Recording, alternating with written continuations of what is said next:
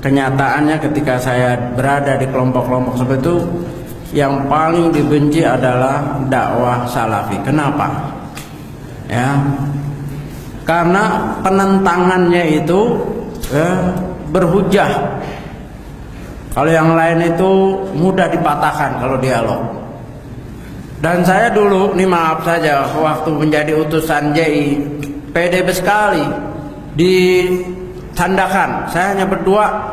Ini menghadapi jamaah tabligh satu masjid, isinya kayak seperti ini, berdua aja.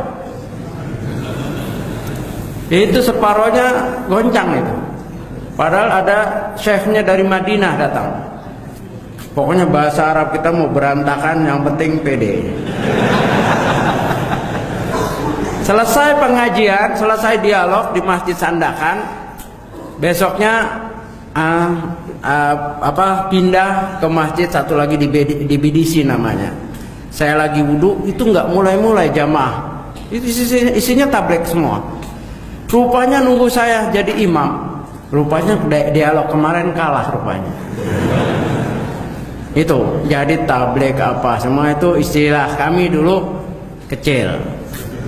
Tapi kalau ngadepin dakwah salaf kecil. Saya yang kecil.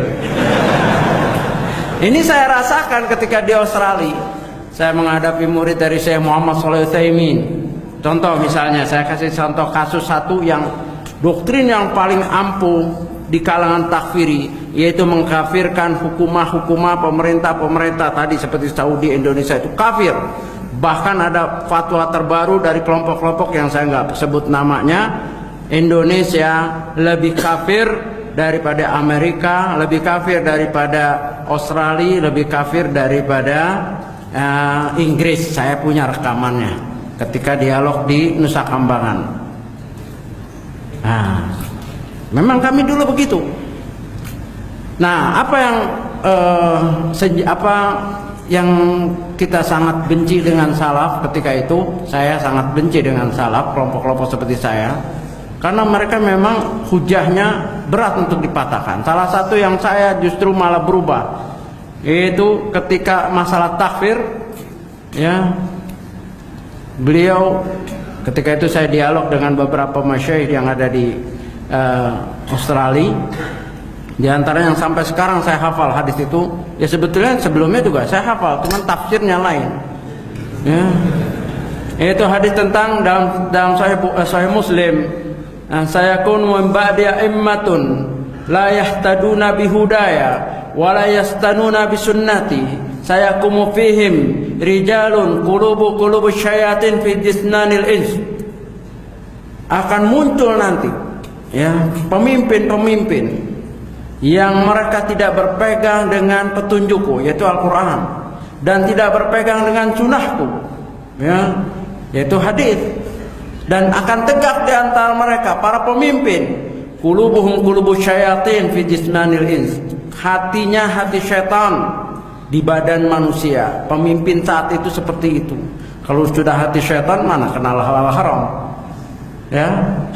Terus sahabat bertanya, "Madza nasna ya Rasulullah?" Apa yang kami buat ya Rasulullah dengan pemimpin dengan keadaan seperti itu? Apa Rasulullah bilang? Apa suruh berontak, buat jamaah, berjihad, menentang? Tidak. Dengar dan taat. Dengar dan taat, walau ukhidha maluka, meskipun hartamu dirampas, wa duriba dhahruka, dan cambuk di punggung kamu dicambuk. Dengar dan taat. Ini hadis. Dan ada kaidahnya. Idza jal asar batalan nazar. Kalau udah ada hadis asar, batal itu pendapat-pendapat. Nah, dialog ini panjang. Ya. Karena kalau ditakfiri, hadis itu dibantai dengan ayat. Ya, dibantai dengan ayat surat Al-Maidah, "Famalam yahkum bima anzalallahu fa begitu aja, bolak-balik. Tapi tidak seperti itu pemahamannya. Yang benar kan ayat ditafsirkan dengan hadis, tidak saling bertentangan ketika hadis sahih. Ya, ayatnya itu betul, tapi siapa yang menafsirkan Al-Qur'an? Yaitu hadis. Ya, sudah diterangkan. Dari sini saya menyerah. Ya, dan tentunya banyak hadis lain, diantaranya hadis riwayat Ahmad, la tunqadunna ural Islam urwatan urwatan, akan terlepas dari tali Islam, dari ikatan Islam satu ikatan-ikatan. Yang pertama, kullaman qad intaqadat tasabbasan nasu billati taliha. Setiap putus orang akan berpegang dengan ikatan selanjutnya. Wa awwaluhunna naqdul hukmi. Yang pertama kali putus adalah lepas adalah tentang hukum, kemudian sholat. Nah, ketika di situ hadis Nabi SAW ketika menyatakan yang pertama lepas adalah hukum, Nabi tidak bilang kafir, habis kafir, tidak, masih ada selama masih ada sholat dan seterusnya. Ini yang nggak ada bijaksananya nih takfiri, langsung kufar kafir. Nah, sekarang mereka yang takfiri dikafirin lagi sama ISIS. Nah, ini kejadian. Saya kan keliling nih di Nusa Kambangan. Orang-orang yang dulu dihukum mati, hukum seumur hidup, ada yang hukum mati, sempat dialog. Ustaz, kenapa? Ya masih sama saya walaupun udah beda tapi tetap manggil Ustaz karena pernah ngaji kan. Ustaz, saya kan sudah begini nih seumur hidup. Sekarang saya dikafirkan lagi sama tolong orang itu katanya. Lah, iya kenapa? Karena saya sekarang sudah dijadikan imam. Karena seumur hidup jadi hafalannya udah bagus lah jadi imam. Nah, tapi karena udah jadi imam dekat dengan para sipir penjara, senyum, ngobrol, kata orang-orang itu senyum dengan sipir kafir. Nggak ada yang jadi makmum mereka. Itu J, itu tokoh J yang meledakkan, ada salah satu peledakan yang dia lakukan seumur hidup. Sekarang dikafirkan oleh temannya yang ini takfiri lagi, yang beat dengan ISIS. Coba takfiri dikafirkan lagi. Jadi ISIS ini takfir murakkab. Kafir pangkat dua ya. Ya begitu. Akhirnya berantem mereka. Berantem. Nah, saya cuma gini, emang enak dikafirin. Saya nggak banyak dalil, emang enak dikafirin. Nggak enak, makanya jangan kafirin orang.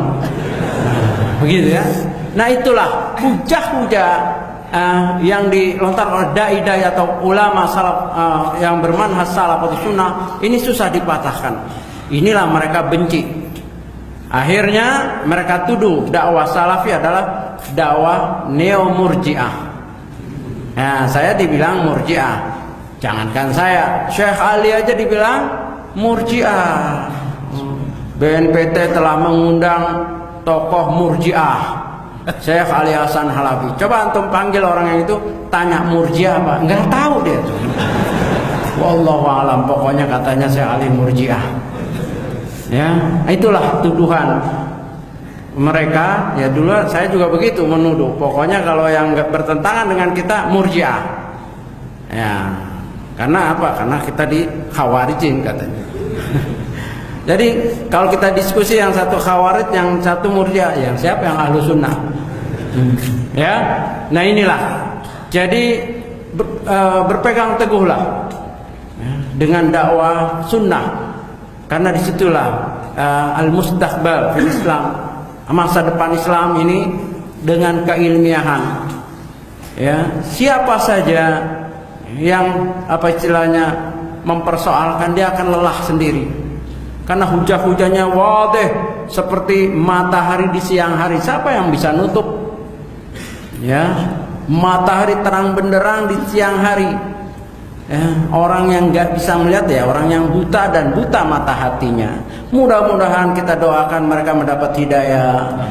Kita berdakwah mengadakan ini karena kecintaan kita kepada mereka, kecintaan kita kepada Allah. Itu dasar yang paling kuat. Karena memang hadisnya menyatakan la yu'minu ahadukum hatta yuhibba li akhi ma yuhibbu li nafsihi. Ya, tidak sempurna iman seseorang ya sebelum dia mencintai apa yang baik untuk saudaranya sebagaimana apa yang baik untuk dirinya. Jadi ingat, kita berbuat seperti ini, bicara ini, dasarnya adalah kecintaan dengan saudara-saudara kita untuk bisa meraih jalan yang hak ini sampai mati. Wallahu a'lam.